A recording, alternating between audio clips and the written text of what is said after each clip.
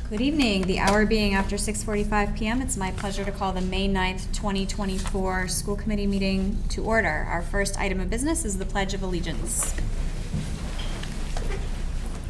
I pledge allegiance to the flag of the United States of America and to the republic for which it stands, one nation, under God, indivisible, with liberty and justice for all.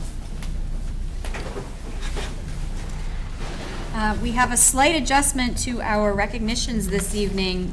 We were supposed to be joined by our track team. Unfortunately, the rain yesterday shifted their meet to today, so they are not able to be with us tonight. We look forward to seeing them in June. And so we will move to our second recognition, which is of the Walpole High School speech and debate team. And I'm going to introduce Emily Murray, who will recognize her speech and debate students. Hi, everybody. My name is Emily Murray. If you don't know me, I send lots of emails, I know. And I am the head coach of the Walpole Speech and Debate team. And I've got 3 students here who qualified for our national tournaments. And I'm going to introduce them, and they're going to speak a little bit about something in particular. So our first speaker tonight is debate president junior Sarah McCuzzi. She qualified in Lincoln Douglas debate for the National Speech and Debate Association's national tournament this June in Des Moines. She preferenced, though, to compete in World School Debate, which is a type of debate where you work on a team and you apply for it. And she's on their A team, so that's really exciting that she got to be on the A team, the A squad. And she's going to talk just a little bit about that if she wants to clarify anything else, because she knows way more than I do, and then talk about how debate has helped her as a student. Hello again, Sarah. Are you sick of me yet? Never. All right, so yeah, as Mrs. Murray said, so I'm going to Iowa this year for World Schools Debate Team. So I'm on Team New England, they call it, and I'm working with students from all across grade levels, all across New England, and we meet every week and we just help each other collaborate, working towards really doing a good job in Iowa this year. Now, to talk about how debate has impacted me as a student, so I know the obvious thing would be, oh, it helps me with my communication skills, my presentation abilities. But I think the really nuanced ways that debate has helped me are even more important. For example, the silence, being able to listen to your opponent. One of the best things about debate is it's not the person who can talk the loudest, who can talk over their opponent that wins. It's those who can really understand and listen to what their opponent is saying.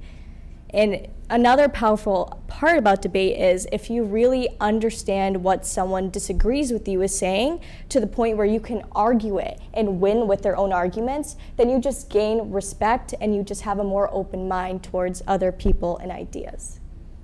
And lastly, one of my favorite parts is just working with the freshmen and the underclassmen and hearing them say, Sarah, I really felt this way about a topic my whole life, but after researching, after actually debating it, I completely changed my mind.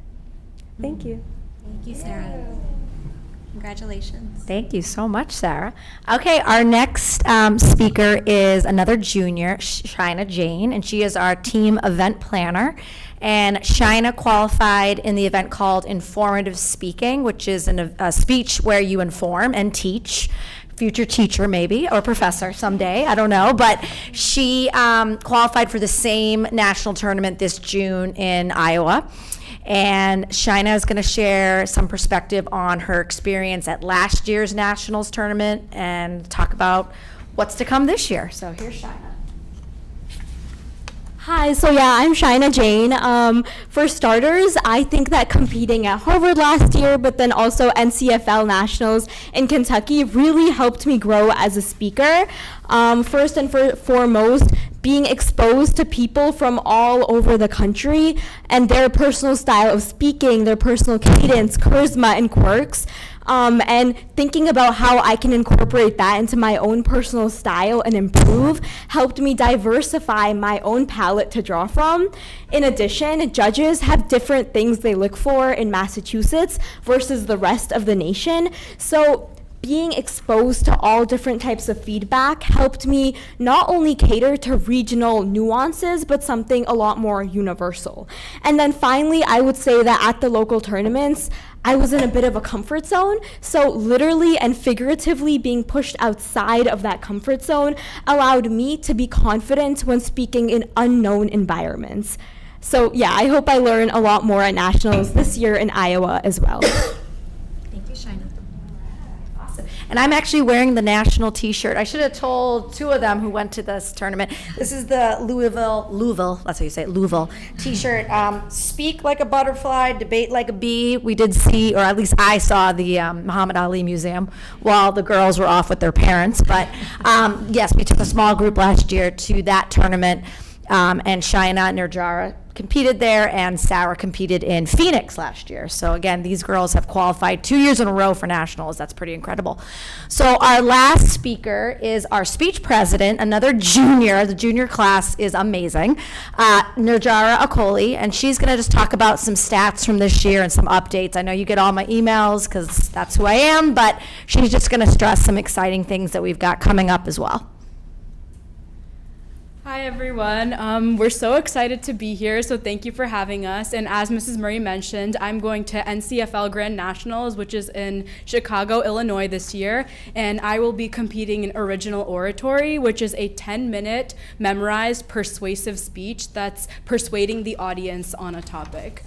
So to start off, this year was an amazing year for our team. We competed at a total of 19 tournaments, not including the 2 nationals that are coming up. And we are excited to announce that next year we will be hosting the state tournament, which is a first in school history, and it's an amazing accomplishment to have all of these schools from across Massachusetts come to our school to celebrate the end of the year in this competition. So there's about 27 schools and over 100 to 200 students that attend this tournament, and it's going to be an amazing time.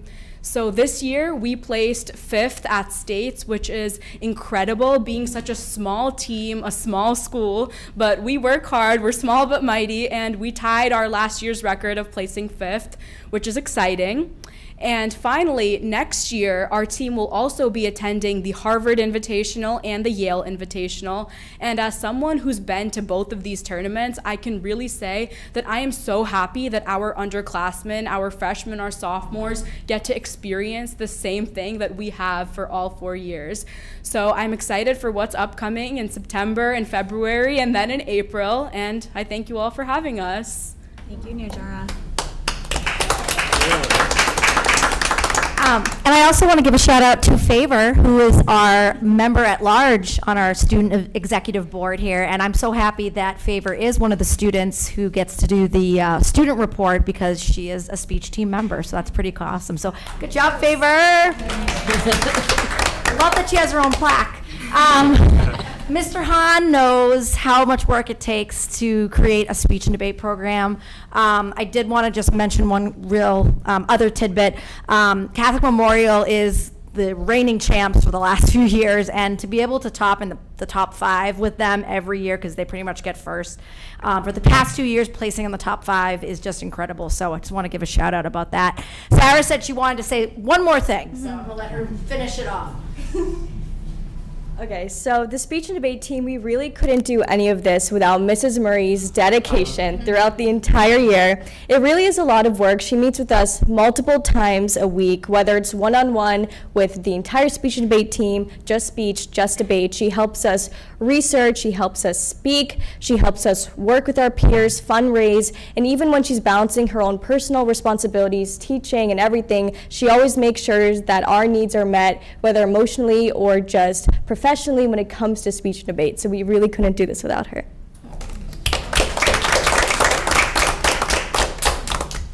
It's really lovely to have you all here again. Any questions or comments from the committee for any of our speech and debaters? Mrs. Gallivan? I'm just trying to understand how much of a commitment is it to be on the speech and debate team? Because you talk about being small but mighty, and I guess in my dream world, we would find ways for more kids to at least have a little bit of an experience. When you speak, what you're talking about is so valuable to pretty much all students. So can you give us a little insight about the Speak to that. commitment? Well, what's great about speech and debate is that there are all different types of events. So if you do debate, you do need to make quite a commitment because you have to research the topic that comes out. There's a new topic every 2 months, and some debate events now do a topic all year long. So there's now more flexibility to do debate, I think. With speech, like Shina and Najara do, they have to write their speech. Favor did informative speaking as well. You have to write your speech and memorize it, and then throughout the year, you tweak it based on judge feedback. So once you kind of have it down and you've done it for a while, you kind of can wing it some weekends, right? But then there are limited prep events that I like to have novices try, like radio broadcasting, where you have to prep a radio packet of articles down to 5 minutes, and the judge doesn't look at you, and they just judge you on your voice and how well you cut the packet.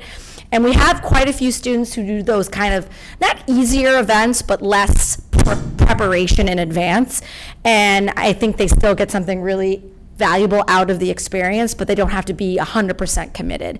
The kids you see today, including Favor, are super committed, so that's why they are here and obviously really successful. But I agree, we always try to recruit, we try to do everything we can to get people to join, because you really can do this even if you play sports all year, even if you're in other clubs, because all you have to do is practice on your own and then show up to the tournaments that you feel comfortable going to, and just working on your event with me one-on-one or with a upperclassman. But it is possible. I think some kids think it's a lot of work, but it really depends on how much you want to put into it. Great, that's a good advertisement. Yeah, yes, exactly. We're on Instagram and Facebook. Please follow us. Anyone else? Ms. Gautzis? Yeah, as someone who's hated public speaking her whole life, it really warms my heart to see you guys so comfortable up here, and I just think about like what a skill that is to have going into the working world one day. I mean, it's just amazing, so good job. Thank you so much. Thanks, you guys. Favor, anything to add? I guess my personal experience on this speech, I definitely agree with everything that has been said by my friends tonight, but I think speech and debate is a really positive experience that I've been a part of, and it's also part of the reason why I'm here with the student report as well. Yeah, I'm really blessed to be part of like an amazing team, which is always supportive and helps me grow as a person. Thank you. Anyone else? It's exciting to have the tournament here at Walpole High next year. Yeah, right? and we hope all of you will pop in for the awards. They're usually like 7 or 7:30 that evening on April 5th, and it would be great to have anybody just show up and see all these ladies shine. Sarah is a debater, so she'll just be working the food tables with me and the other debaters, but it's just for speech events that day. But watching her lead the other students in action is quite an amazing sight, because she's such a strong leader. But Favor and these other ladies, I'm sure, are going to do great work next year, and it'll be nice to see Walpole, end their senior year, I guess, have it be at Walpole. It's a great idea. Well, Sarah and Najara, we wish you the best of luck in your upcoming tournaments. And Shina, congratulations to you as well. And thank you so much for being here, Ms. Murray. We look forward to hearing how it goes. Absolutely. Thank you so much for having Thank us. you. Thank you. We're going to let them leave. Their parents are here, so they're very excited. Good job, parents. Both of these parents judge, so Bill knows we struggle to get judges, so it usually often falls on the parents. And if we didn't have parents or family members judge, we wouldn't have tournaments. So thank you so much to them. Thank you. All right, Favor, it's your turn. The next item of business is the high school student report. Good evening. As you already know, my name is Favor, and it's really good to be back here tonight. We are finally in the last stretch of the school year with only 5 weeks left to go, and the weather has definitely been getting increasingly warmer, and which means there are many great things to look forward to at Walpole High School. The Walpole High School Annual Film Festival is taking place both tonight and next Thursday, where movies that have been worked on by several student crews will be featured. Additionally, the junior and senior prom is right around the corner and will take place next Friday on May 17th. And on May 24th, the Walpole High School Music Department will be hosting its final performance of the year at our annual Pops Night fundraiser. This year's theme is Enchanted Melodies, Disney at the Pops. And in terms of academics, many students have been working hard this AP exam season, and overall, it's time to buckle down for the final exams that will be coming in June. In spring sports, many teams are experiencing a successful and enjoyable season. In particular, the varsity baseball team is excelling and currently has a winning record, just like both the boys and girls varsity lacrosse teams, the varsity girls golf team, and the varsity softball team. As the season draws closer to the end of the month, all athletes are continuing to work hard. And in Walpole High School clubs, many great events are in progress. The Humane Society is collecting donations for local shelters, including towels, pet food, and more. The Walpole High School Speech and Debate team is in collaboration with the Walpole Chipotle and will be hosting a restaurant fundraiser this Saturday from 5 to 9 p.m. And the Walpole High School Drama Club is hosting their final performance for the year, which is their annual cabaret fundraiser that will take place tomorrow at 7 p.m. The theme will be To Broadway with Love. Additionally, the National Honor Society is collecting eyeglasses that will go towards the Walpole Lions Club Recycle for Sight program. Overall, the year has been a busy yet enjoyable year. Summer is becoming closer by the day, and the rest of the year promises additional events, studies, and memories. Thank you for having me tonight.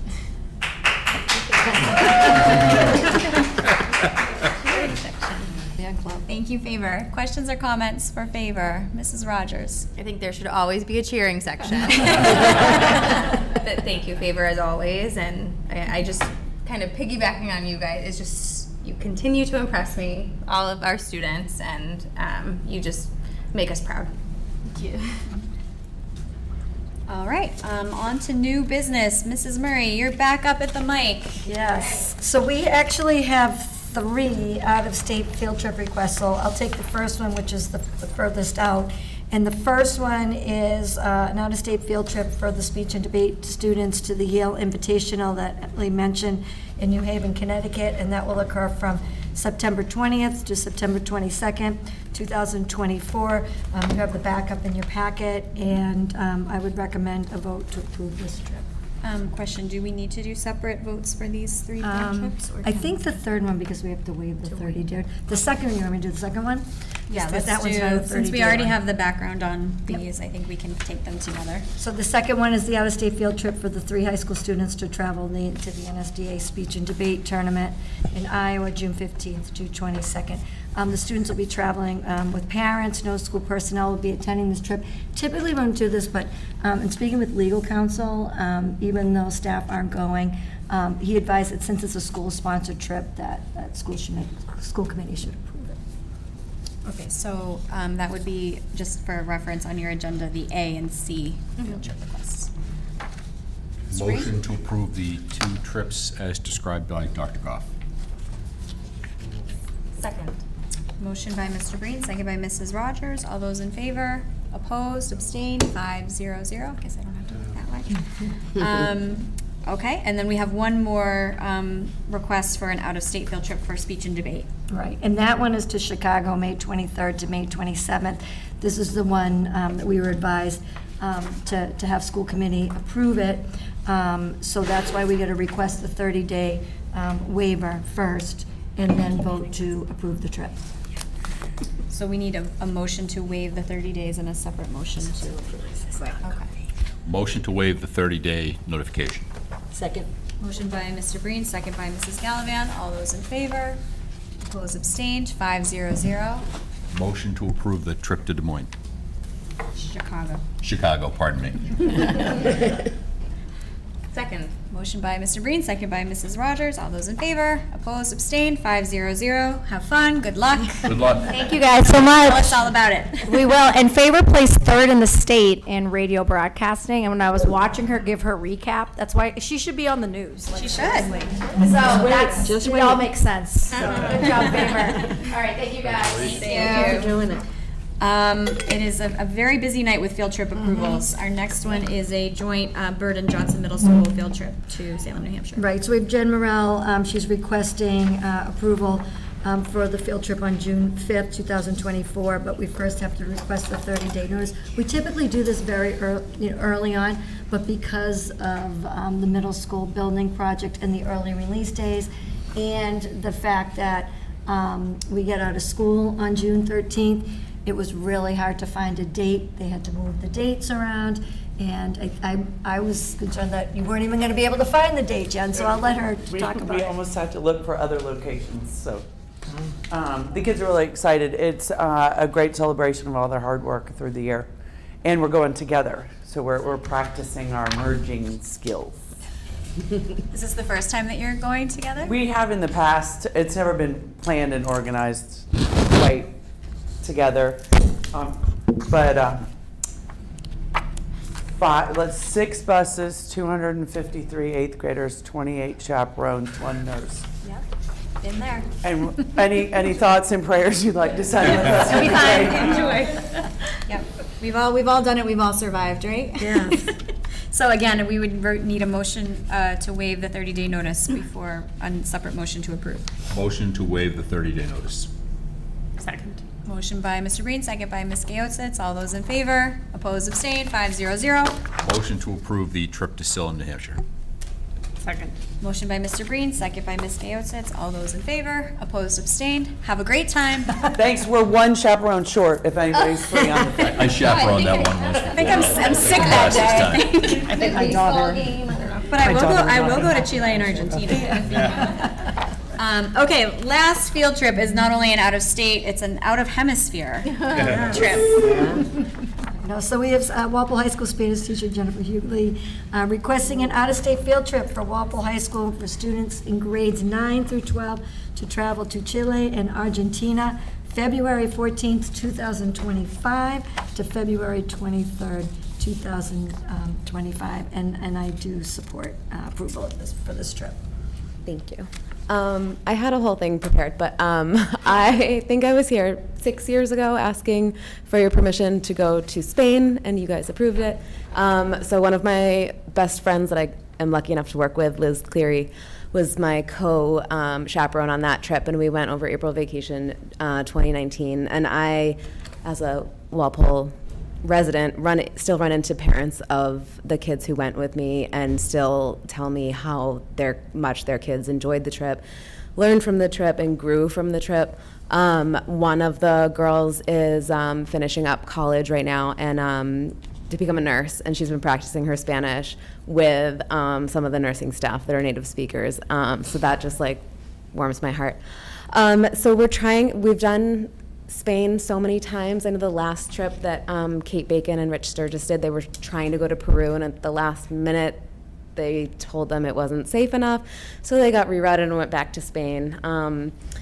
So we are hoping that we can make it to South America to go to Chile and Argentina. It'd be through EF Education, which Walpole High School is very familiar with. The science department does their service trips through them. That's who we used when we went to Spain.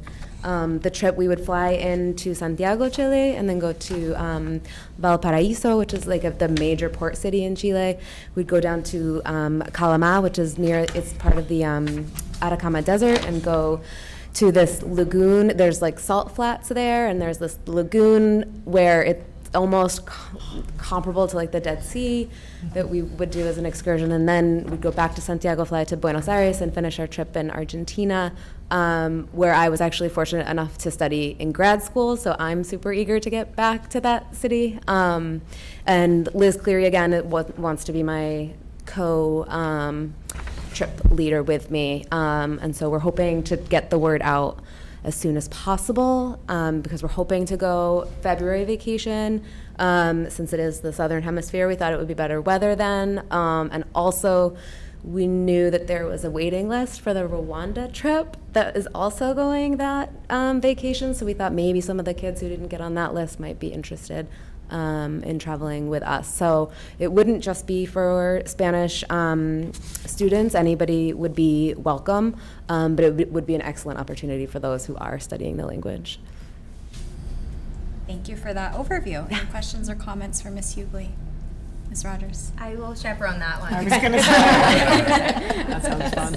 I'll put you on the list. If anybody gets sick last minute, just know you've got a bench of people to Sure. draw from. Ms. Gallivan? I just want to say thanks for taking it on, because it takes teachers like you to be willing to do those kinds of things. And I think it's awesome. One of my daughters spent a semester in Chile when she was in college, and she'll be jealous as could be. She'll be wanting to sign up also. Yeah. Valparaiso was her home base. Oh, was it really? Yeah. Okay, I'm excited to go there. Anything else? Ms. Gaotitz? I think it's a fantastic opportunity for students. I traveled when I was a freshman to London. It was just such a great way for students to be independent and get to see a different part of the world, and the fact that they'll get to speak Spanish there, just wonderful. So thank you so much for offering this opportunity. Yeah, of course. Mr. Breen? Motion to approve the trip to Chile in Argentina. Second. Motion by Mr. Breen, second by Ms. Gaotitz. All those in favor? Opposed, abstained? 500. Buena suerte. Thank you. Muchas gracias. That's a lot of field trips, huh? I know, so many. All right, this is our last curriculum update of the school year, is that right? I think we made it to the end of the alphabet? We have One more. a visit from some of our technology. Right, okay, the penultimate curriculum update from Mr. Bocchini. How are you? Tough to follow every time. It's every year. Next time you lobby Dr. Hahn to put you higher up on the agenda. Good. I like May. I'm Joe Bersini. I've been here a few times. And tonight I thought it would be a good opportunity to update everyone with regards to these 4 areas. First, I'm going to talk about the middle school updates. Then I'm going to talk about STEM Academy. Then I'm planning to give a little bit of high school, the business department update, technology and engineering update. I have a bunch of stuff going on in there. And then I do have a person, a senior who's Paul Donlan's going to come up and talk about his project that he did in engineering design. And so I'll just get into it. It's quite a bit. The first thing I'd like to do is bring up the middle school updates. We're really excited about this because we're going to expand the 8th grade to a full year, and that'll give us more time to add additional units, where in the past we were having trouble getting everything accomplished. So now we're going to have time for additional units in robotics, engineering and design, computer programming, and the biggest push will be the manufacturing 2s and manufacturing standards from the science, technology, and engineering frameworks that we're going to try to build better into the program. Also, we have a half position that we're looking to hire for, and we're still working on that. We'll get back to you. And I think this is a good time to bring up that Jill Masterson is our new STEM coordinator position, and she's going to be working with myself, the science department chair and the math department chair, and together we're going to be designing units that fit all the parameters of those 3 areas, and we're going to try to connect the dots at a better place. The high school, we'll move on to our STEM Academy. The pandemic was a tough for a lot of the hands-on parts of it, but it's bouncing back, and we have over 50 students enrolled, and 12 are scheduled to graduate this year, which is much higher than last year, so we're very happy about that they stayed with it. We constantly check in with them this year. We've been doing that a lot more this year, and they're in the process right now of finishing their senior capstone projects.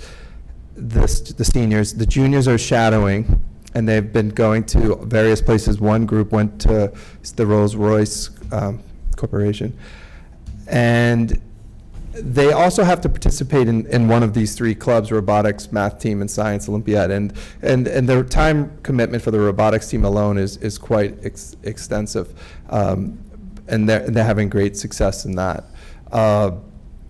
Currently, I'm looking for the class of 2028 students, and when you're looking for that group, you want to give them enough information so they can find you. So they're in the process of those who are interested are in the process of applying online, and they do, and our goal is to get the kids from the 8th grade that really want to learn about STEM when they get to the high school. So that deadline has been extended to May 17th, and we are hoping for pretty good crop for next year. Now that the schools are merging, we feel that we'll be able to service them better when we're together. High school business update is actually, I'm going to go in 3 areas. The finance class is still very popular, and we're exploring opportunities to make it a possible graduation requirement, but we're still working on that, so there's nothing in stone yet. But we just I wanted to put it on the radar that we're looking at making some kind of requirement in the future. The marketing students that I teach, we went to Gillette Stadium this year, and we were one of the groups selected to do the marketing for the New England Patriots marketing department, and we had like multiple areas, and the 2 areas, they wanted to rebrand the team, so we should have had a hint. They asked us for some ideas on how to rebrand the team, the logo, and then the other part was they asked us how to make Patriot Place more attractive for high school kids. And there were some other things as well. The kids had a great time, and they were able to present their results to actual marketing people at Gillette, and they received some really good feedback about their slideshows. And then also, I had 2 former high school students, Nick and Natasha Chatzis, come in, and they have a very successful viral pizza cupcake business that's been going all over. And they came in to talk to the marketing kids about how they took the classes in high school and how they've translated it into the real world. And then I also had another student reach out to me, Jackie Rando and her Ejuri. She wanted to talk to the accounting kids about her path that she took to become an accounting. So what's really great is that some of those students are contacting me to come back to explain to the next generation. All right, so that's at the business program. The technology engineering program at the high school, our AP Computer Science Principles class is, we're going to be relaunching that in the fall, and we already have over 47 students signed up for it. It's an accessible course for sophomores, juniors, and seniors, and our only prerequisites are Algebra 1 and computer programming. And then they're welcome to take that. In the future, we're attempting to, we've partnered up with Education for Us All, and we'd like to eventually have an engineering and design AP class, but it's not approved yet by the AP. But we are with a group that is pursuing it, and I'll get into that in a couple slides. All right. So this group is called Engineering for Us All, and basically our engineering design class partnered up with this group, and they assigned us a mentor from Northeastern University who comes in and meets with the students. They gave us a bunch of curriculum that we've incorporated into our program, and they come in and visit our class quite a bit throughout the year, and the students get a challenge, and they have to complete the challenge using sort of I would say engineering design topics for every day, and it's away from the textbook kind of stuff. And when Paul comes up, he will explain it in better detail than I could probably ever. But the great thing about this program is if students who take the engineering design class, because they're in this program, if they're allowed to transfer when they go to college, they will be able to apply this as college credit if they pick. There's 20 approved colleges, so if they do pick one of the colleges that is approved, this will help them. And it's not AP, but it is a step in the right direction because some schools are adopting it now, and so any kid that picks one of these schools will have a heads up on that. So there's only 2 schools in Massachusetts that have partnered with Engineering for Us All, and we're one of 2 that are in the program. And today we beta tested an AP exam that they're trying to make so that they can get the AP board to approve the course. All right. And I put up some institutions that they can, if they go to these institutions, they would give them 3 credits for the class in high school. And now I'm going to welcome Senior Paul Donlin, and he ran right over here from track, and he's gonna show you. This is the project that I saw him present to Northeastern, and I'm really impressed by the slide alone, and he's going to explain it right now. Here you go. So we were tasked with making a mic flag for Mr. O'Farrell's, I don't remember what the class is called, to be honest, for Mr. O'Farrell and for his uses in the TV production studio. So they had made some mic flags last year, but they had some issues with them because the logos would like scratch off and stuff, which the biggest use of a mic flag is to advertise whatever logo is on there. So if the logos are scratching off and peeling, it doesn't do a great job. So my group, which was me, my friend Mateo, who's a freshman, and then Marty and Adam, who are both seniors, we set out on making a new mic flag. So we started up at the top with this cardboard mic flag, kind of to just get a general idea of size and how big we wanted our mic flags to be. So we basically just took some cardboard, traced out some dimensions that we thought would possibly work, cut it out and hot glued it, just to kind of get a general idea of the size. Then we went to like Onshape, which is a 3D imaging software, and we designed some 3D printable mic flags. So the first one is up at the very top. It's a blue one. It's all in blue.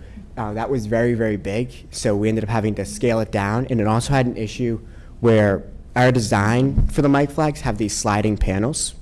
So this like lock right here was not connected to the base, so it could easily break off. So we went back to the drawing board, we downsized everything, and then we also added more support, so now that you cannot pull this corner off. So we worked very heavily with another group who was working on mic holders. So these mic holders just open up at the top, and we have these small microphones that can just clip in, and then we put the top back over, and now you can speak with a microphone. So then our job was to make the mic flag that goes on it. So we made a few different options. So this was this was the first design that we had made, which is a sliding version. So it has 4 logos at each side, and we can slide and replace the logos with any logo that we want to print. So right now we just have the Timberwolf logo, and we have a W logo. So if Mr. O'Farrell was outside filming and he wanted to film with a Timberwolf logo, he could film something with a Timberwolf logo, and then he could swap it out very easily, like on the field or at an event, to a different logo. We also had brainstormed. So originally we wanted to do one where it was going to be LEDs on the inside, and it would basically be a hollow cutout of the W logo, and then it would have LEDs. But one time when he came up, he saw it, and he thought our idea was to do what this was by having a solid color on the inside and then printing a separate like casing with a different color. So we decided to test that out instead, and it ended up coming out pretty well. So we have a solid orange block on the inside, and then we cut out the W logo using just copying an image from Google and putting it on Onshape, and then printed out this casing and just hot glued them together, which creates this effect that looks like it's double printed when it's just 2 separate things. So yeah, we had to also find a way to secure the mic flags. So we went with 2 ways to secure it. One way is the group that had made the mic holders. One of their kids was really good with Onshape, so he helped us create a direct inverse of this angle here on the inside. So it was basically a press fit from the start. And then we added a little bit of foam just to keep it very secure so that it won't fall down if it got manhandled too hard. So yeah, that was basically the goal of the project, was just to create a mic flag that would work.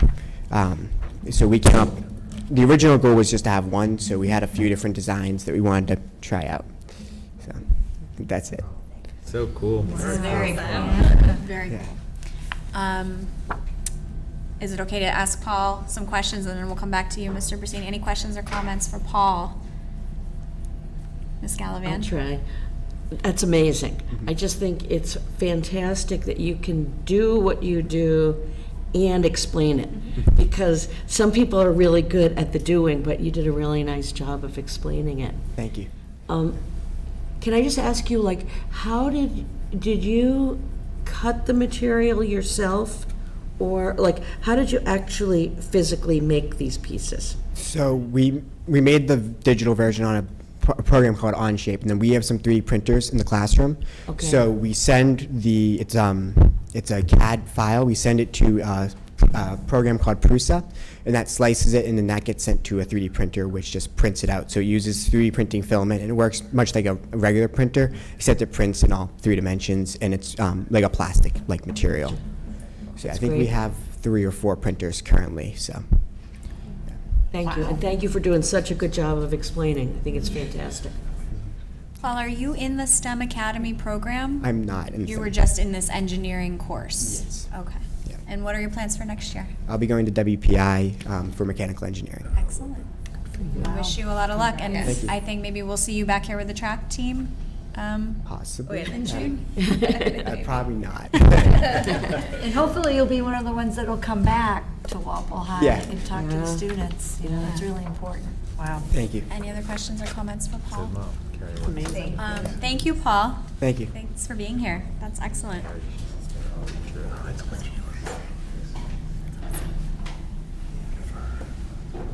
I forgot to mention the teacher of the class is Joanne Ruther, who's doing a fantastic job with the students. This is her 3rd year with us. All right, I'm ready for any questions. Questions, comments for Mr. Brasini?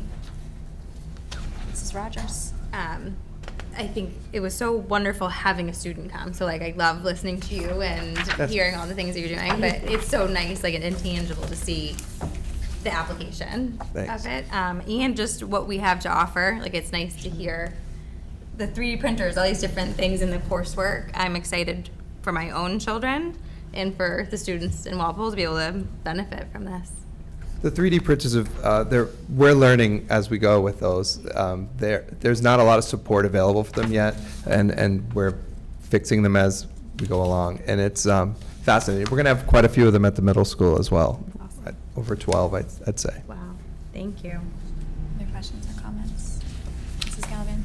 This is just an idea to throw out there, but you hear these things like the speech kids and the programming that you were just talking about, and I understand that there's a limit around how many courses kids can sign up for. So in my dream world, a few years from now, I would like to see us do some mini courses, and I think your whole department is like a great place to be thinking about it. So I just wanted to throw it out there so that, like, you know, if we ever got to that point, kids could opt to do just, you know, an introduction to some of this, and then they would know whether they would be interested in doing a little bit more in so many different areas. But I just kind of wanted to throw it out there. No, that's great. We constantly review the technology program because you have to keep it fresh. So that is a great idea. We were thinking more of an intro to the 3D printing, but an intro to everything sounds like something we could come up with. Well, thanks. It's really exciting to hear your plans for the middle school. I think this is exactly what we love to hear is how folks are going to utilize the new space and figure out new courses and new ways of using staff. So that's excellent. The question I have is about you said you're on track to have 12 seniors graduating from STEM Academy this year. Do you have any sense of how their participation in STEM Academy has driven their post-secondary planning? Right now, most of them have picked colleges that are that match the STEM Academy kind of requirements. I don't have a formal list of where they're going yet, but I could get information like that. We usually, but at the end of the year is usually hectic, and at this point, I didn't check in with them about where they're going yet. So they just started sharing that, but that's a fantastic point. I should. As part of the exit interview, I'll see where they're going. I think it would just be interesting to see, you know, what kind of feedback they're getting from whatever programs they're reaching out to, and tracking the acceptances of students who participate in the program might be a useful tool when you are pitching the program to the middle schoolers, right?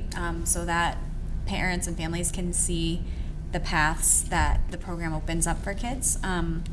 Yeah, and I guess I'd just be curious, like, if there is ever a point in time where you get feedback from the schools themselves about, you know, the kids' preparation, or the kids come back after a year or two of undergrad and kind of share how their preparation, how they felt the program prepared them for what they faced. We hear sometimes from the younger brothers, the older brothers and sisters of the current STEM kids that they're doing okay and stuff. Yeah. But no, those are all good ideas.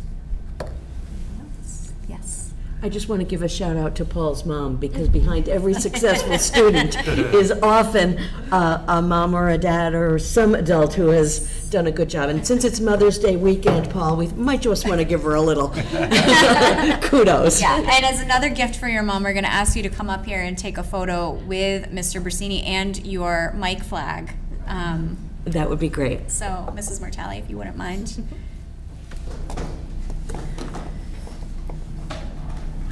These are the moments that moms live for, Paul. Right up here in front of, yeah, here's good. And we are televised if you ever want to show your friends your presentation.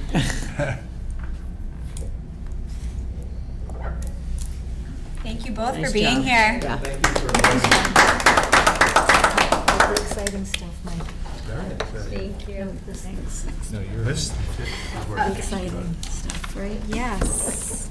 Last item under new business is a discussion about a restructuring of our extended day program fees. Mr. Frischer?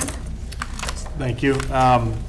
So tonight we're talking about extended day fee proposal. So our extended day program is an outstanding program that's grown tremendously over the years and provides care for students both before and after school, as well as during school vacations. Our program director is Dan Santangelo, who began his first year in Walpole this year and has already made excellent strides in improving what was already an exceptional program. Dan is assisted by Evan Storlazzi, who has come up through the ranks of extended day and became our first assistant director this year. Unfortunately, Dan could not be with us this evening, as he and his wife are eagerly awaiting the arrival of their first child. We wish Dan and his wife the best and know that Evan will do an amazing job in Dan's absence. The extended day program currently has 477 students in both AM and PM care at our 4 elementary schools. The program employs over 30 staff members to provide care for the growing number of students. Like many other services in our district, our extended day program has experienced significant expense increases due to labor inflation, supply cost increases, vendor fee increases, and reduction in funding for vouchers to pay for childcare. These are just some of the areas that have compromised the sustainability of our program. An additional consideration was the school committee and school department were committed to maintaining the same fees throughout the pandemic to allow all families to continue to access this vital service. Now that the pandemic has ended, we need to reset the fees and plan to implement a small yearly increase, as we have done with many other fee-based services in Walpole Public Schools. The plan we are sharing this evening is a 2-year plan that we believe will restore sustainability and allow families to better adjust to fee increases over time. Enclosed in your packet is a spreadsheet detailing the proposed extended day fee increases for the fiscal years FY25 and FY26, which is the next school year and the one beyond that. So in front of you are the fees. I apologize for the small size, but I wanted to get it on one page, so I hope you have your reading glasses, because I know I do. So the first box on the left, and we've modeled this after Chairperson Denitzio's fine spreadsheet that we used last time for the athletic fees, so it should look somewhat familiar. So on the left side for year one are the days and our current fees in the second column. What we're proposing in the third column for our fee reset, and then some other general information, number of projected students, which mirrors obviously the students in the program today. Number of sibling discounts, there is a 10% discount for second, third, fourth siblings. And our projected additional revenue due to the proposed fee resets.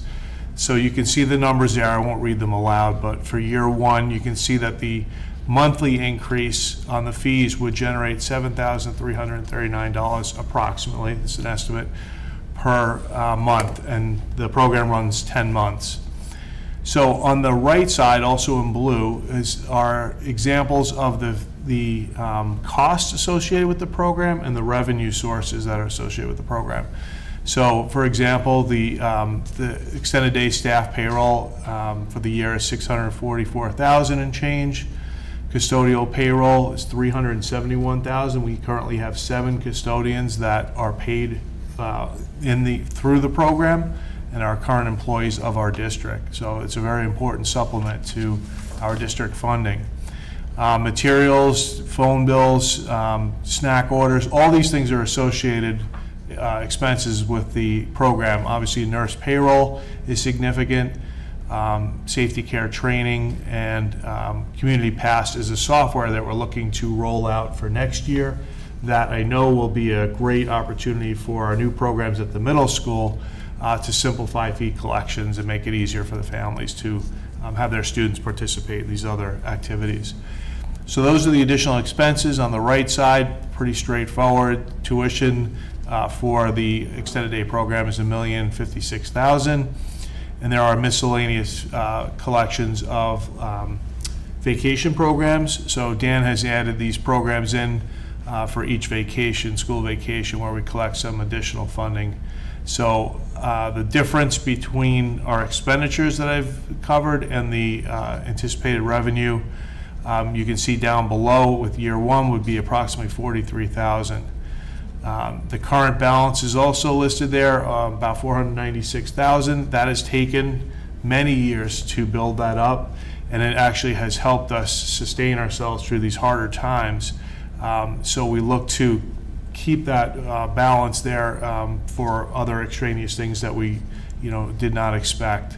And then, so the projected year-end balance would be $539,000 for year one.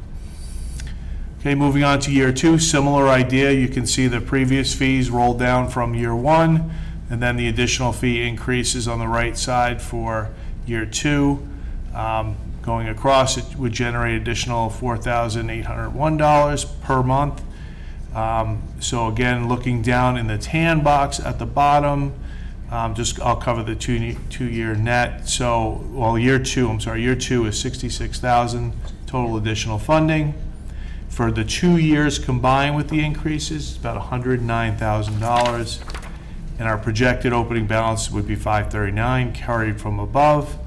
It would leave us a projected year-end balance of $648,000. That's if all things are perfect. There's no challenges to our existing budget that we would need to use this budget to supplement, which obviously we do through the custodian payroll. So that's the finer points. On the left side in blue are some comparisons. You may be wondering, how does Walpole compare to neighbors? And for the sake of simplicity, we kind of compressed it into the highest comparable rates and then the average comparable rates.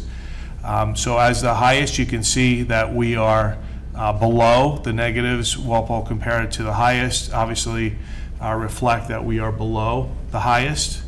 And then even on the average, we compare okay favorably, but we are one of the lowest, if not the lowest, in many of these categories for fees. So, and that's part of the reason why I'm here tonight. Now, also keep in mind that all these districts are in the same position we are, so their numbers are going to go up as well as ours, hopefully. So we're just trying to keep pace, if not gain a little bit. Our goal is to be in the middle. It's not to be on the top. It's definitely not to be on the bottom. But that's where the kind of underlying logic of what we're proposing here. The last extended day increase to fees was 2020-2021 school year. Any questions? Because I'm going to jump into another section of this concern. Mrs. Gallivan? Mike, I'm just looking, because the listening audience doesn't have the slide in front of them, to just give a little bit of a sense. Like, I was looking at what we're proposing to do as an increase, and am I correct to say in year one it's not more than $5 per day? Because like what I was taking is, if we increase the 5-day program by $48, that's less than $5 per day. That's correct, yes. And I did that with each of them. So just to give people a little bit of a sense of where we're going with this. You've adjusted the fees, but it's in the neighborhood of $5 per day or a little bit less.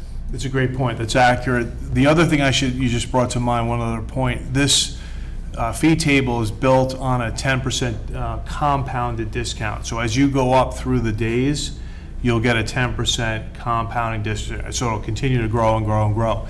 If we didn't do that and just set it at, let's say, 10% flat, we would wind up way above all these other towns, even the highest comparisons. We would be above them. So we spent a lot of time playing around with the math of this, and Dan really did an amazing job of thinking this through before even coming to me. So I wish he were here tonight. He really can articulate the financials of the program well, which is helpful when we sit down to kind of cover what we need to get done here. Any other? Mrs. Rogers. So this is for afternoon extended day only. Is there an increase in before school care as well? So the reason that we didn't do before it's just after school care is that we compare much more favorably. We're actually higher in some cases, so we didn't want to touch that. We'll let that kind of catch up as we go along and stabilize.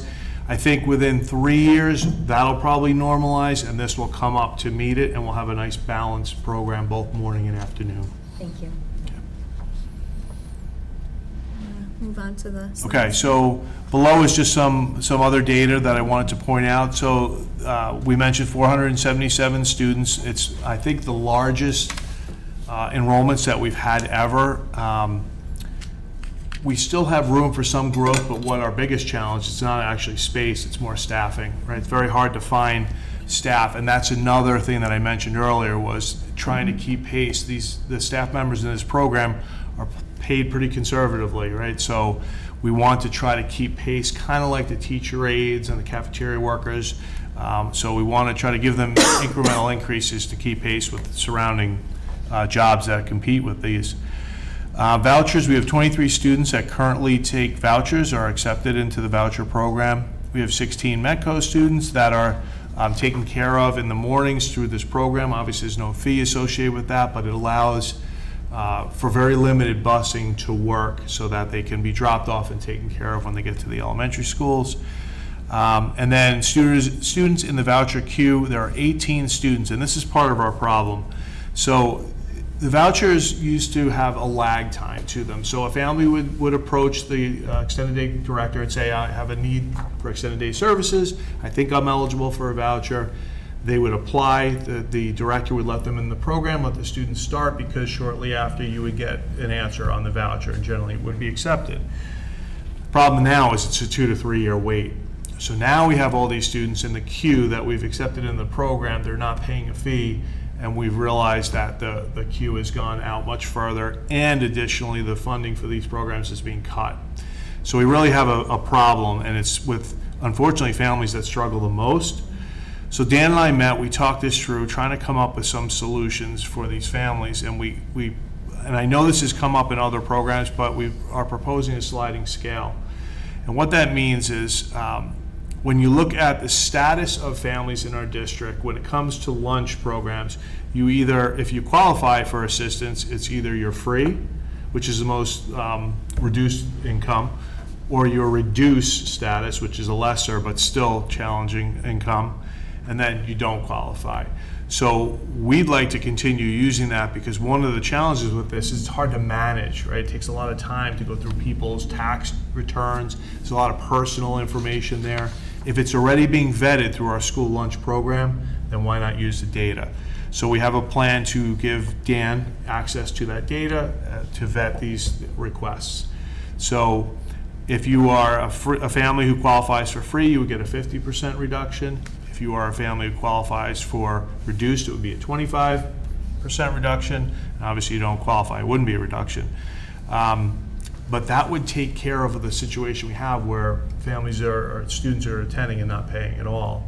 So we need to find a compromise here, and it can be a very trying, obviously, topic to talk about. But I think this is reasonable. A lot of the districts in our area that run these programs have a comparable type of scale. We like this one because it was clean, simple, and I think equitable as we can be. Currently, we take in about $98,000 in vouchers per year. Some districts say we're just not going to accept vouchers, and they do a sliding scale.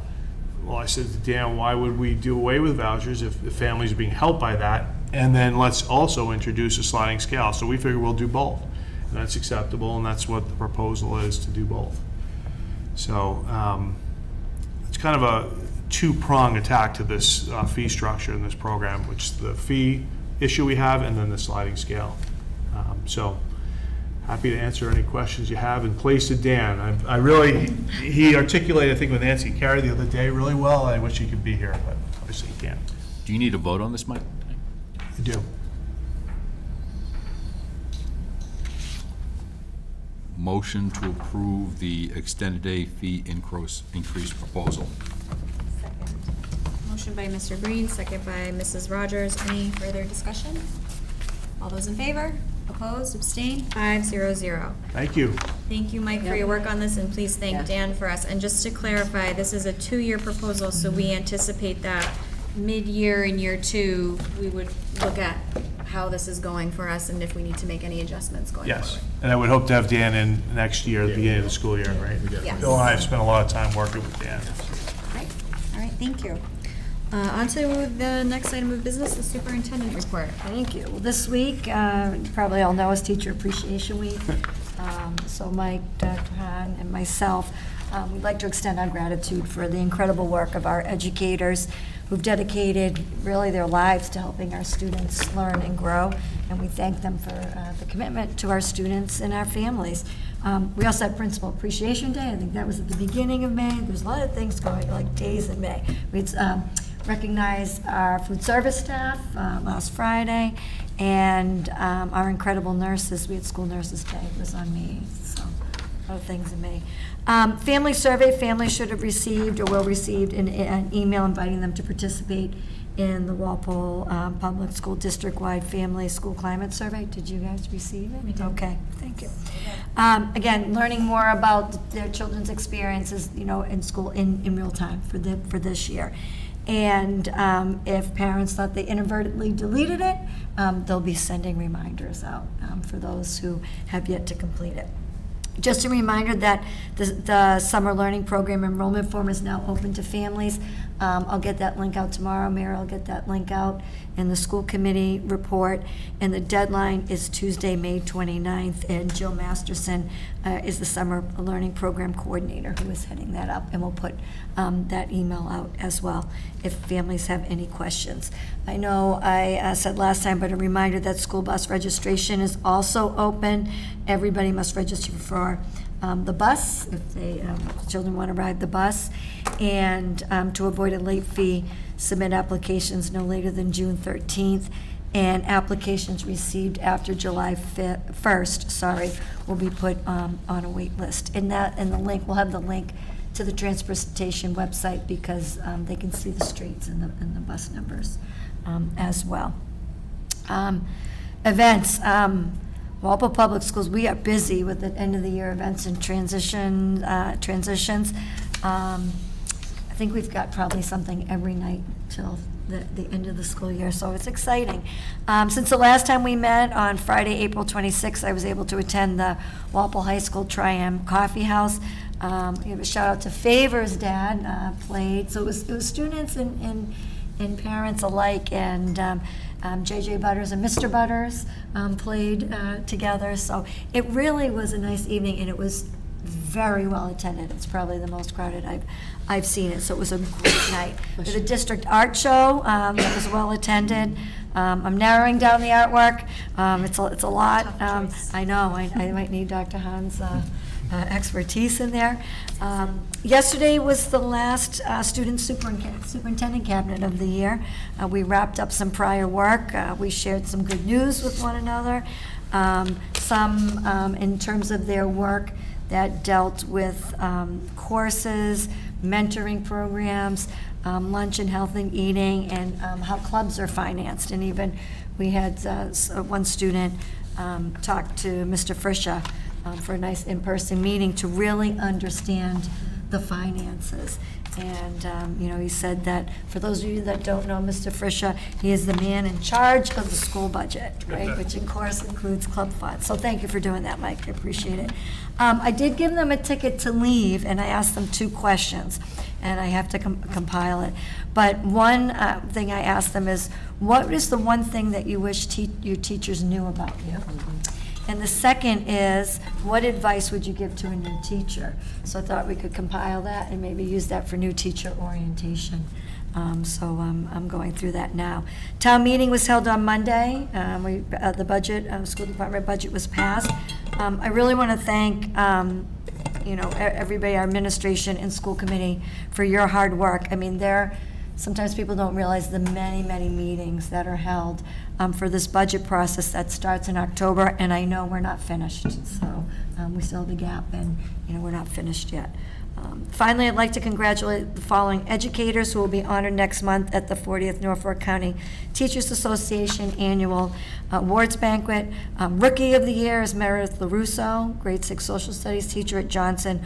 Honor Award to Judy Folan, grade 3 at Boyden, and the Service Award to John Kane, custodian at Elm Street School. Thank you. You're welcome. Questions or comments for Dr. Goff? Mrs. Gallivan. Just one thought, Bridget. When you were talking about the buses and how people have to sign up now, I would love to encourage people, if they would, to think about sending their kids to school by bus. Because, you know, with the new middle school, one of the things that the neighbors were concerned about is the potential for just that drop-off and pick-up time being chaotic. And I wonder if we could gently encourage people to say, it's being a kind neighbor. It is good for the environment to not be driving your children all the time. And I'm not saying that everybody should, but I feel like it's an issue that we're trying to deal with the high school project and at the middle school. So, you know, rather than just saying it's time to do the fees, I wonder if there would be a way to say, you know, thanks to those of you that do it, because it's really helpful as being a good neighbor. And also, And they won't be stuck in all that traffic. Well, it will. It's one of those things that sometimes you don't think about it until somebody points it out to you. So, just a thought. Thank you. Okay, on to old business, middle school building project update. It is still on time and on budget. I don't know if you wanted to speak to this. Yeah, we have a building goodbye for Bird Middle School, Bittersweet. So it's the Friday after school. It's out June 14th from 4:30 to 7. So it's saying farewell to our beloved 63-year-old building. So it's going to really allow the community to come in, walk through, say goodbye, and then when they exit, we'll turn the lights out. Can I just add 2 things for that? I was very excited at the building committee meeting to know that the construction company has taken on the idea of relocating the bats. Yes. Because I know that's a concern for a few people in the community, and I think it's a great learning experience for the kids, because bats are good. And then the other one is, they are not like willing to post a schedule yet, but they definitely did make a commitment to the fact that the students will be able to have a chance to get into the building in August. Like, you know, nothing definite about when, but they're working on a schedule for that. So I thought that was important to know too. Thank you. Good. Exciting. Yeah. Okay, and then on a high school project update. I don't know that there's been a working group meeting, but Dr. Goff, I know you were at the permanent building committee meeting. Yes, we're going to have, I know that we have the webinar for a community forum on June 5th at 7 o'clock. So that will be forthcoming. We'll get that information and flyer out. We're just going to get the website, the webinar site, and know if that's coming from Vertex or if that's coming from the town, who's sending that out. We have it ready to go. We just need the link. and we'll have that information. Great. Okay, next is subcommittee activity. I don't believe any subcommittees have met since our last meeting. Not a subcommittee, but the Senate budget is on its way to the full Senate to get voted on. And in the Ways and Means proposal is 75% funding for special ed transportation. So it's important for us to reach out to our, I think both representatives and senator, about the fact that that's an important thing for us. What is it currently? Well, it was promised at the 75% level, but it was cut significantly. 57, I think it was. And then, okay, thank you. Would it be I would worth- not get into the details of it, just, I would get into, we want full funding for special ed transportation as it's being proposed by the Senate. Would it be worth us sending a letter as a school committee to our delegation? I actually think the individual reach out is probably the most powerful, but that's a good idea too. Yeah. Seeing no citizens, we will move on to approval of warrants, budget transfers, donations, and minutes. Somebody like to take the warrants? Mrs. Rogers. I would like to make a motion to approve the following payroll warrants. 2441 PS and 2443 PS for the amounts listed in your packets. Second. Motion by Mrs. Rogers, second by Mr. Breen. All those in favor? Opposed, abstained, 500. I would like to make a motion to approve the following accounts payable warrant. Accounts payable for schools, food service, special ed, and student activity under warrant number 224043 for the amounts listed in your packets. Second. Motion by Mrs. Rogers, second by Ms. Gaotitz. All those in favor?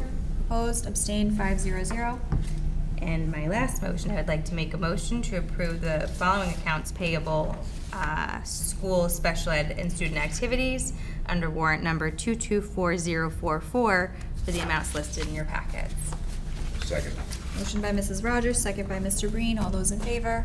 Opposed, abstained, 500. Would someone like to take the budget transfers? Sure, I'd like to make a motion to approve the budget transfer of $26,189 for the items that are listed in our packet. Second. Motion by Mrs. Gallivan, second by Mrs. Rogers. All those in favor? Opposed, abstained, 500. Somebody like to take the gift? I will. Singular. I'd like to make a motion to approve the following gifts to Johnson Middle School and Old Post Road School from Bay State Textiles and Box Tops for a total of $110. Second. Motion by Mr. Breen, second by Mrs. Gallivan. All those in favor? Opposed, abstained, 500. And we have the approval of minutes. I'd like to make a motion to approve the April 25th school committee meeting minutes. Second. Motion by Mr. Breen, second by Mrs. Gaotitz. All those in favor? Opposed, abstained, 500. We also have some votes on our executive session meeting minutes. Firstly, to amend the minutes from November 12th, 2020. I'd like to make a motion to amend the November 12th, 2020 executive session meeting minutes and a vote to release. Second. Motion by Mr. Breen, second by Mrs. Rogers. All those in favor? Opposed, abstained, 500.